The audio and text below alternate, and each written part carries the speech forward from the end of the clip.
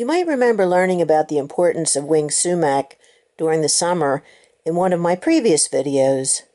Now that we're bundled up in cold weather gear, this plant is providing food for birds. The dried fruit, called drupes, serve primarily as a winter emergency food for wildlife. They usually visit when other natural foods are sparse. Ringneck pheasant, bobwhite quail, wild turkey, and about 300 species of songbirds include sumac fruit in their diet. Fruit is produced on the plants 3 to 4 years old. Because most populations of sumac have male and female flowers on separate plants, only the female plants produce seed. Occasionally, plants are found which have both male and female flowers. Other wildlife also enjoys having this plant around. Cottontail rabbits like the sumac bark. White-tailed deer like the fruit and stems.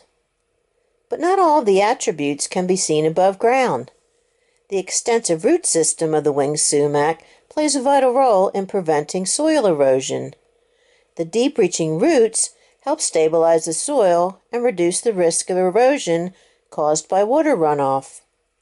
Be sure to check the related video to learn more about this plant, including how it got its name.